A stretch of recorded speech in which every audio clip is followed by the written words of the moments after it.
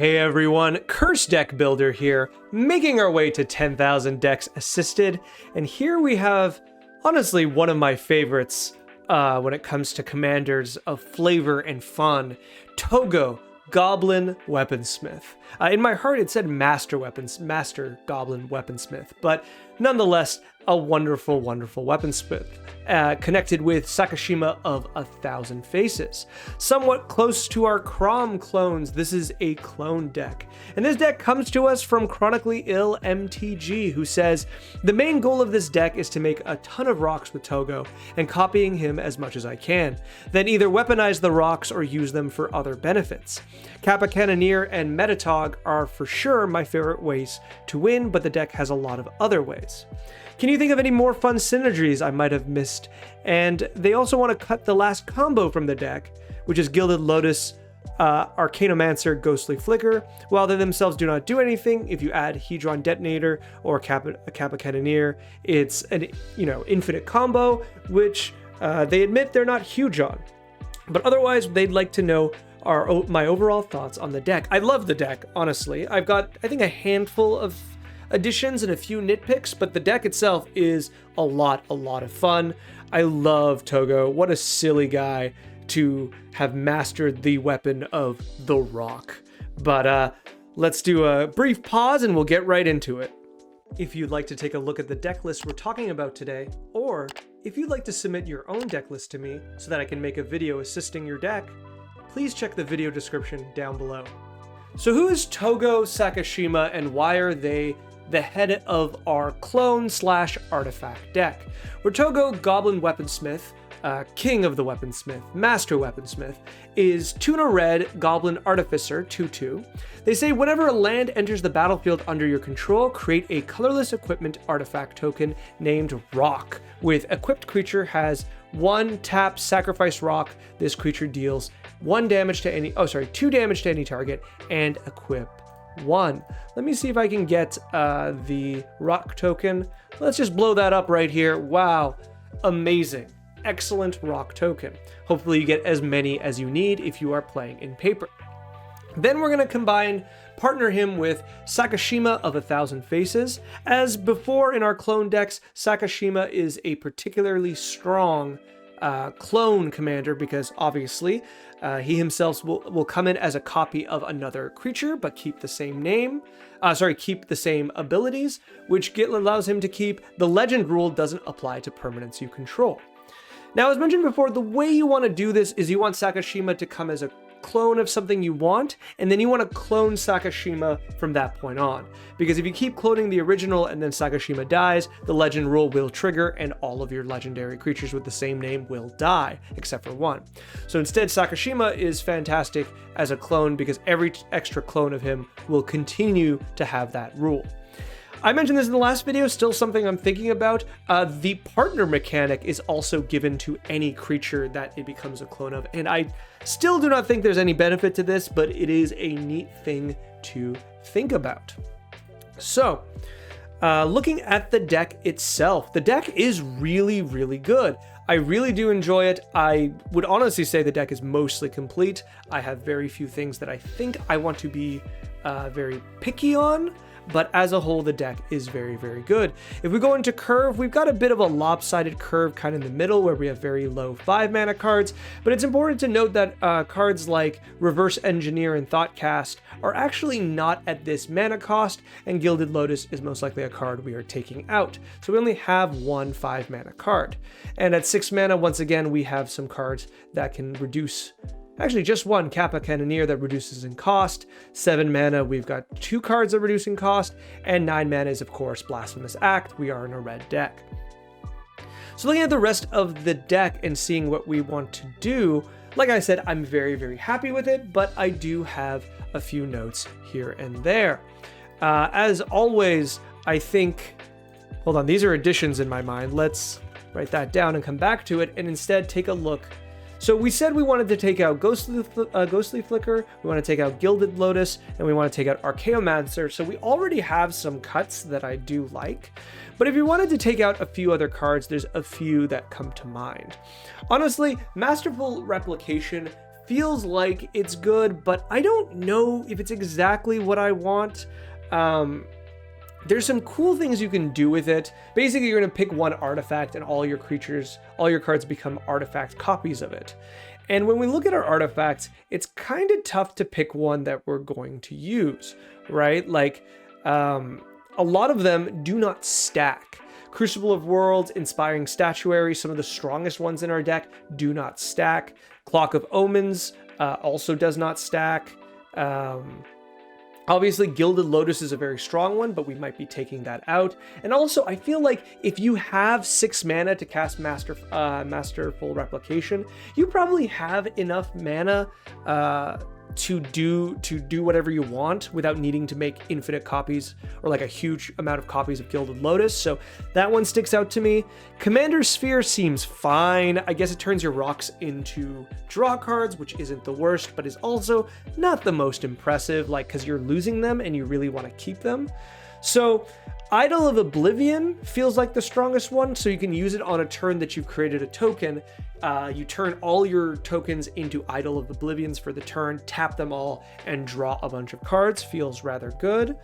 Alternatively, is there an artifact creature that we particularly want a copy of? I think it's really... Now, does this... Hold on, let me see. Is it non-artifact? No, they can turn into creatures. So looking at those, I really do feel like the best one is Kappa Cannoneer. If you can drop enough counters, enough artifacts on that turn, all of a sudden you have an army of creatures that are 4/4s and unblockable.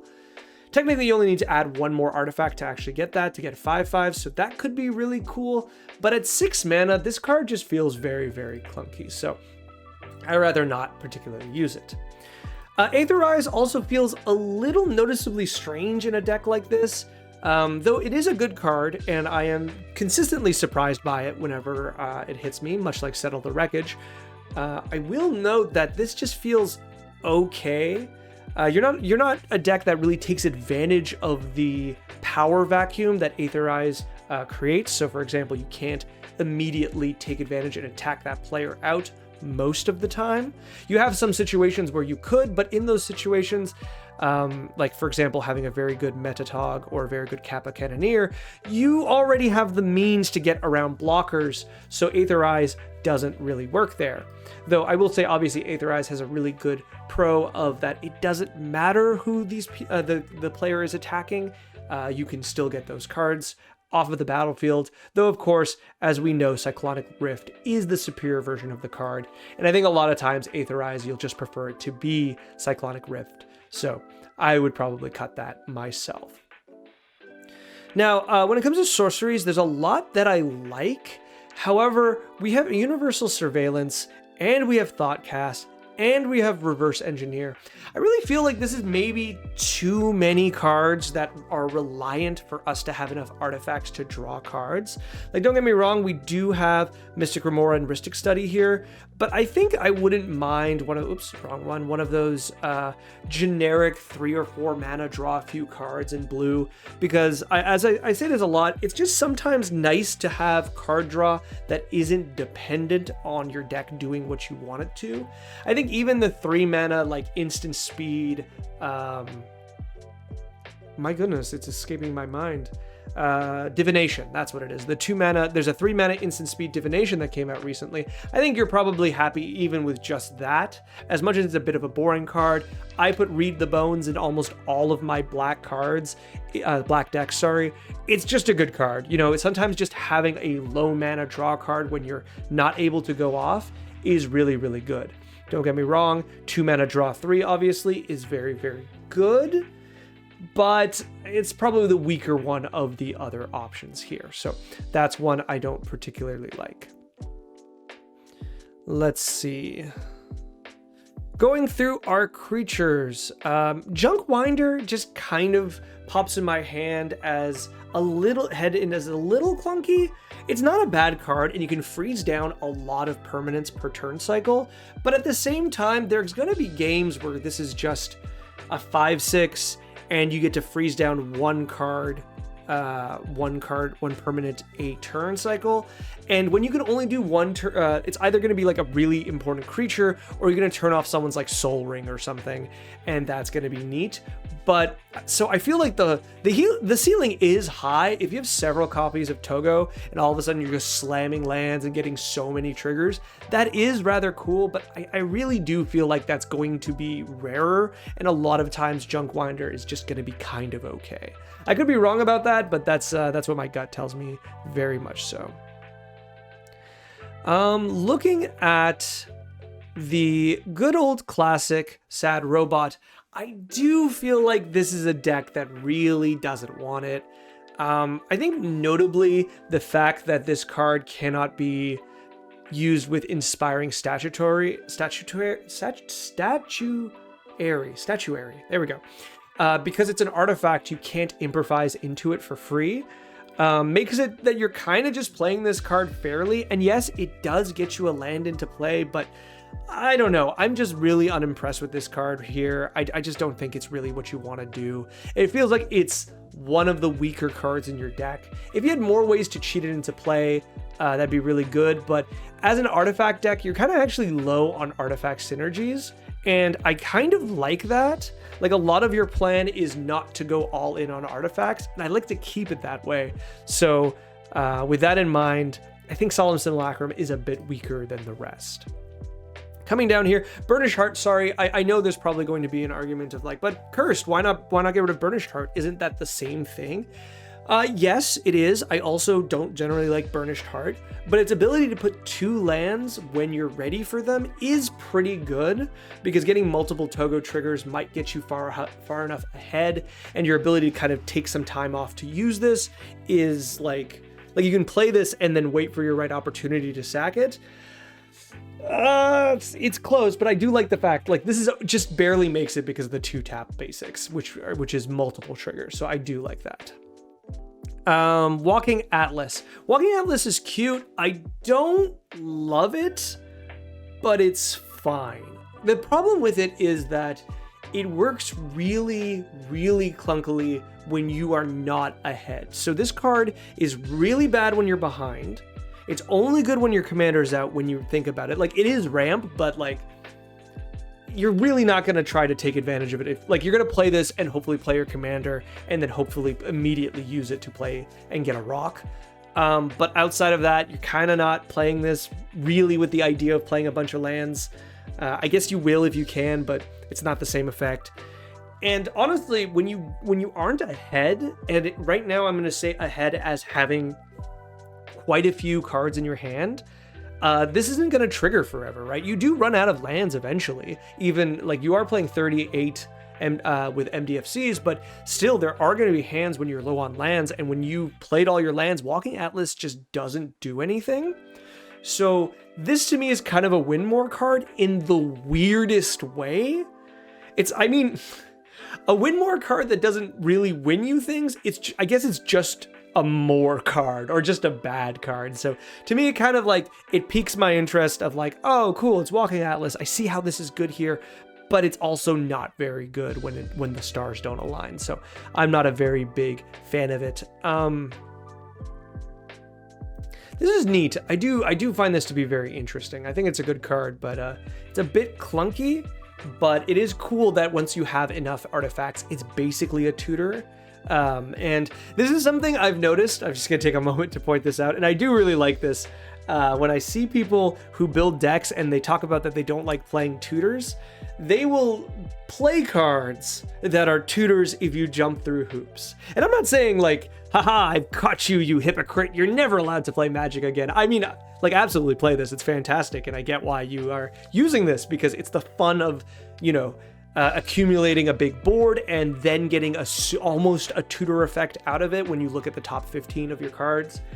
But it is just kind of a tutor in a way, which I just find that a little amusing, but that's just me. I absolutely play this card. It's very, very good. But Sage of Latinam, I have a harder time with.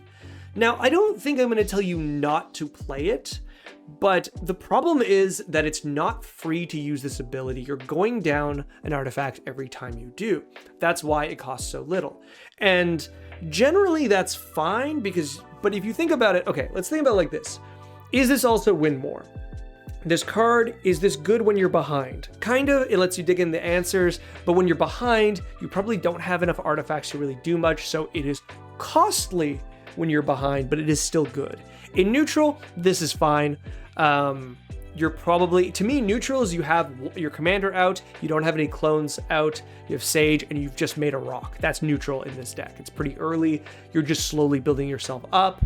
If the idea is you're playing one land a turn, and then you are getting one token a turn, and then Sage is eating that, you're being pretty close to neutral. You are going up a card, but you're not building your board. I don't really like that there. But when you're ahead, this card is good, and so like this is definitely a more card. Once again, maybe win is not the right card, but it is a more card. It is also yet another card that relies on your artifact synergies in order for you to draw cards. Finally, with the big asterisk of it also takes away from your other draw synergies, right? Like if you do not have enough rocks, sacrificing rocks gets you further away from Thoughtcast, it gets you further away from Thought Monitor. That's not free, right? That's actually notable. And like I don't like it. I find it's kind of a trap. It's kind of a trap where it feels really good when it's good, and I think there's going to be a lot of situations where it's not very good. Anything else that really catches my eye? The rest of the deck works really well. I like almost all of it. I know, yeah, are we playing every fetch we can? It looks like we mostly are. Obviously, we will benefit from playing every fetch we possibly can with deck builders' limits on whether they want to play off-color fetches or not. Fabled Passage, of course. Is it an off-color fetch when you think about it? I'm actually not going to follow through on that thought. I think you should play every fetch you're willing to play because obviously more Toggo triggers will make you happier. But otherwise, I think the deck is really nice. Let's talk straight into additions. And my additions are twofold. I have one section for, actually I have three, let's say 2.5. One section is for extra land drops, one section is for other win conditions, and the last section is, Cursed wants you to play these cards. So let's start with lands. The easiest one that I think is just at the lowest mana and maybe not the most consistent, but always fun, is Explorer's Scope. I generally really like Explorer's Scope. We don't have an infinite way to get attacks in this deck, which I will note. We do have things like Reality Chip, which are really, when it's not equipped, are easy attacks because it's a 0/4 early on. But as the game goes on, if we're not making Thopters out of Sai... Oh, sorry. I meant to talk about this. I don't like this card. So we're not going to get Thopters, I guess. What if we got Thopters from... what is that cycle? Loyal... where is our 2-mana red? Loyal... Yeah. Loyal Apprentice would be a way to get Thopters that I would like. But let's talk about Sai, sorry, before we get to Explorer Scope. You don't actually cast enough artifact spells to benefit from Sai, and then 1 and a blue, sacrifice 2 artifacts is the same to draw a card, is the same thing as Sage of Latnam, but possibly actually worse because you're sacrificing 2 artifacts for 1 card. So I probably wouldn't play Sai either for what it's worth. Okay, so Explorer's Scope, if you have a deck that can get, and I think you're almost there, you have a deck that can get these attacks in, you're going to be generally happy. It's just another, you can get a land here or there. I will admit it is harder to get these, like it's reliable in the sense that it's easy to cast, easy to play, then you equip it to something like, honestly, if you can get Thought Monitor out early, and then you equip it with this, you're going to every now and then get some good land drops out of it, and you're going to be really happy with the results. So this is a good option, but we have stronger options. I would say probably the strongest option out of these ones that I'm going to say is Sword of Forge and Frontier. Wow, can I say it in one go? Sword of Forge and Frontier. Because one, it's just generally good. It's card advantage, and it protects you from relevant colors. 2, the fact that it just gives you that additional land per turn, and that land can obviously be the one that you exile off one of the 2 cards you exile off the top of your library. So this is just generally a very, very good card in this deck. It lets you get some good attacks in, which works really well with like Explorer's Scope or the next card. But generally, I think you're going to be happy to be able to dig a little deeper, get a few extra cards out, and reap the rewards. The other card I mentioned that works well with this is Bitter Thorn Nissa's Animus. Likewise, you could also play Sword of the Animus.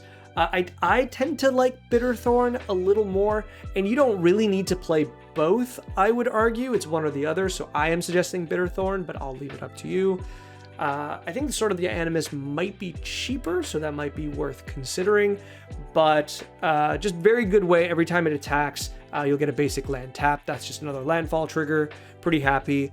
Bitter Thorn will probably die when you do this, but at the same time, sometimes you just have very good attacks and you should take advantage of it. Notably, this is also a creature you can clone with Phyrexian Metamorph. Is it the Metamorph? Yeah. Phyrexian Metamorph. When Sakashima is out, the fact that they're legendary artifacts does not matter. Actually, let me confirm that. Does it say creature? Permanents. Okay, perfect. So yes, you'll be able to keep both Bitter Thorns. You can double equip them to something. You can just have them both attacking. You'll be pretty happy with that result. Getting an extra few lands in a color that kind of has a hard time getting lands into play unless you're using Dreamscape Artist. Now, this is the last one of extra lands in the play. I don't know how I feel about this card. I think it's close. This is arguably kind of like the Elk, the Burnished Heart, in the sense that it is not something you can activate right away, and this puts you pretty neutral. Like, you have to discard a card, ideally a land, and then you sacrifice a land, then you get 2 more lands. If you're not getting the triggers off of your commander, I don't love it. However, once again, the ability to get so many extra rocks with this, I think is really, really good. So it does kind of, it's existing in my mind. It's floating around. You can't see, my hands are moving all over my head, but maybe you'll be able to see soon. Haha. But until then, I think Dreamscape Artist is cool. I would put it as the last resort. I would play everything else first. This is kind of neat, but it does have a bit of a limit. Now, this last card is not a land doubler, but it is a ETB landfall doubler. So Virtue of Knowledge has 2 modes. The first one, Adventurous Visions, the adventure, is just okay. You just copy activated or triggered ability you control. This is fine. There's a few cards that you might benefit from, but that's not why I'm suggesting this card. I am suggesting it for the main enchantment, Virtue of Knowledge. And so this says, if a permanent entering the battlefield causes a triggered ability of a permanent you control to trigger, that ability triggers an additional time. Now, notably, I feel like a lot of these will still trigger the ones you care about, but maybe not necessarily. I could be wrong. I guess Kappa Cannoneer is pretty happy. I think Junkwinder is pretty happy. Thought Monitor is pretty happy. I think that's generally it. No, and Hedron Detonator is also very happy. So I think these are pretty good. So you get some good value out of this. And you can use Venturous Visions on a few of the not Toggo, because Toggo's 2 mana for an extra rock. Not ideal, but for other triggers, you might be happy to copy it. But this one that just generally says double your ETB triggers, I think you'll be pretty happy with. Toggo is obviously, as you have multiple Toggos, Virtue of Knowledge is a full doubler. Someone who knows math can explain this, but as you clone Toggo, you have diminishing returns, right? Every Toggo you play, the first Toggo doubles the amount of the rocks you are making. But the second copy doesn't do that again, right? You are just making 50% more than you were before. I guess I worded those. The first one's 100% more, the second one's 50% more, the third one is, I think, 25% more, and so on and so forth. However, Virtue of Knowledge is really nice because once you play this, it always doubles the amount of rocks you're going to be getting, no matter how many clones you have. So I think this is I mentioned this in the previous video, that first doubler is always worth it. After that, they kind of fall off a little bit, if you ask me. All right, let's talk about win conditions. I wanted to give you a few more options. There's some I think you'll like and some I think you won't like. So we're gonna pepper them around. Something I might think you might find interesting, I always like, is Cyber Drive Awakener. This card is silly. I think its ability to turn all your rocks into 4/4 flyers in one move is really, really strong. It's not too tricky, it's not too, like, there's not a secret combo. You just slam this and you just have all your rocks are now mechs. I guess that's the idea of what happens here, and they will fling themselves at your opponents, which I think is pretty cool. Pretty good card. 6 mana is a lot, but getting that immediate ETB is why you're playing it, and I think it is worth it. Another 6 mana card that goes into the other direction. Are these all? Yeah, a lot of these are 6 mana. Brutaclad Telcor Engineer is a very interesting Phyrexian Artificer that gives all your creature tokens haste, and it says at the beginning of combat you get a 2/1 mirror artifact token, and then you choose a token, and then all your tokens become that token. Now, how can you use this perfectly? I think the notable one is using Irenicus's Vile Duplication, which allows you to make a token copy of one of your creatures, so you can turn everything into Toggos for the turn. Oh goodness, I forgot about this.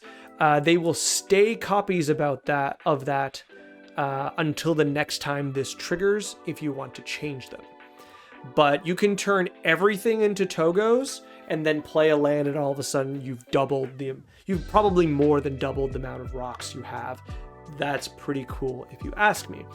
If you want more chances to do this, you could play more cards that create tokens as opposed to things like, where are they? Clever Impersonator, or Spark Double. Well, Spark Double is notable because it goes around the legend rule, but other cards like this that are like 4 mana clone effects that are the clone as opposed to creating a token, you can switch it over to get the tokens. So Brutaclad all of a sudden allows you to make a tremendous number of a token. And that, of course, is only when you are using Toggo. You could very, very easily pick like Kappa Cannoneer or Shimmer Dragon or anything else, immediately get so many copies of it, immediately they all have haste, and you go and swing for lethal. So this one's really fun. It's a lot clunkier, but it's a lot stronger than Cyber Drive Awakener. Sorry, the ceiling's higher, I should say. Cyber Drive Awakener is probably better in most situations, but Brutaclad allows you to do very silly things, which can be very fun. All right, this next one is kind of boring, but it bears showing. Rise and Shine. It's like Cyber Drive, but it permanently makes all your tokens into 4/4s. Now, this will also turn your mana rocks and other non-creature artifacts into 4/4s, and sometimes you do not want that, so this is the one that I find the weakest, but I thought it was worthwhile to point out, so we'll go past it pretty quick.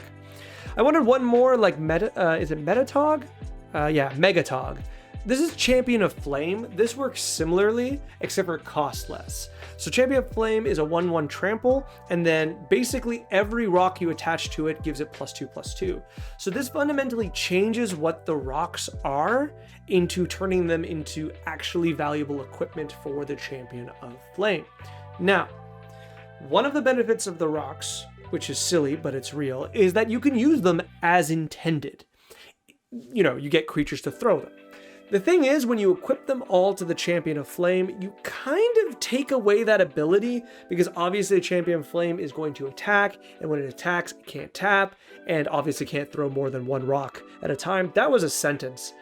Obviously, it can't throw more than one rock at a time. Maybe my favorite Magic the Gathering sentence I've said in a long time. But Champion of Flame does have the ability to become a very, very big boy, much in the same way Megatog does, except for this comes out earlier, and you don't lose the rocks if you lose the champion, and I do very much like that.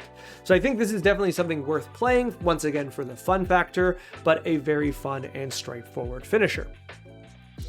Then we have, hey, Cursed would like you to play these 2 cards. The first one, as everyone tends to know, I hope, I like it when people play Lightning Bolt. Lightning Bolt is just a very, very good Magic card. My goodness, never stop playing this card.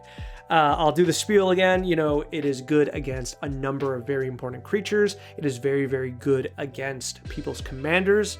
Like, think about the fact that your commander is susceptible to this. If you play Toggo and then you cast Sakashima on the stack, if someone had a Lightning Bolt, hoo boy, would they bolt that Toggo. That's a lot of power. You want that power in your hand, like the lightning behind his hand. I really recommend this card. I think it's very, very strong. You're in red, take advantage of the tools you have, and find obviously the best art. I don't know about this $5 30th anniversary edition, but this card has so much art these days that you're bound to find something you like. Is that a Hadouken? That's kind of dumb. Don't play that one, but the rest are very, very good. And then, because I love pushing boundaries, our deck builder had mentioned that they don't like playing tutors. Let me get that. I don't play combos fast mana and keep tutors low and thematic. Well, I'm always going to say that there is no more thematic. Actually, I don't think I've ever said this, but I like Gamble. Gamble is a fun, red, silly tutor. It is fun, and it leads to very funny things in your games as you discard probably the card you draw half the time. It's not half the time, but it does feel like it, doesn't it? I know, like, I think the other part of the restriction that Chronically Ill MTG pointed out was that they don't like playing generically good staples. I hope Bolt is not a staple because I just don't see it enough. But Gamble might be considered that. I'm going to make the argument that it's silly. Do I have a better argument than that? No, I don't think so. And I think still it's a silly card. It's fun to play. If that doesn't sell you on it, don't play it. Because I think it's fair to not want to play this as a tutor, but it is a very, very silly card. And those are my additions. This deck is already in a very, very good place, and I do really like how it is. I think like the next step in this deck is maybe to pinpoint the power level you're going for. This deck is already what I would consider to be pretty strong for being somewhat silly. And even though, sometimes we got to play some good cards like Pongify and Rapid Hybridization to make up for a deck that otherwise has limits, I think this deck's limits are pretty high. If we are taking out the infinite combos, which, trust me, there's a lot of different ones we could put in. Obviously, the deck builder doesn't want that. So if we're taking infinite combos out, we are lowering the power level, quote unquote, but that doesn't change the fact that the deck itself has a pretty high base level. So it might help if we ever want to work on this deck again to talk about what power level we are looking for and how we can kind of bend the deck to fit that power level. Because that's always, to me, one of the final steps in a deck, because it's not always making the deck the strongest. That's why I always talk about successfulness versus strength, right? A deck can be very, very strong, but very, very janky to play, which makes it not very successful. Whereas this deck can be very successful and still not be the strongest deck ever, right? Sometimes you got to power down a deck to make it more successful. So if we do end up finding out what power level we want Toggo to be at, we can find out exactly where we want them, where we're gonna land on this deck. And if you want to send me that update with another draft or a draft of any deck, there is a link in the video description down below. And if you'd like your deck to be one of my donation decks in the week, there is a link for that as well. Finally, if you could like, comment, subscribe, I would be very, very grateful. Thank you so much, Chronically Ill MTG. Always appreciate your decks, and this is a very fun one. I'm so glad that you sent it. Yeah, I think that's all I have to say. I'm just like enamored with Toggo. This is such a great art and such a great card. I love flavorfully good commanders, so absolutely love it. I was talking to my wife about this card, and I was saying that I was saying that it's funny that Toggo, like, this is a joke, right? The joke is that goblins are so bad at weapons that a weaponsmith knows, like, the fact that a rock can be used as a tool is like this amazing legendary thing to do. But despite that being a joke, the ability itself is just very, very powerful, because as anyone knows, as you get better at building commanders, the ability to make something out of something you just want to do, so like landfall, raid, ETBs, things like that, when you can create something out of that, you are building a strong deck, right? When you don't have to get like 3 or 4 cogs together to do something, you already are building something very strong. So very, very good. I'll end it there. Good luck with the deck, and I look forward to seeing more of it.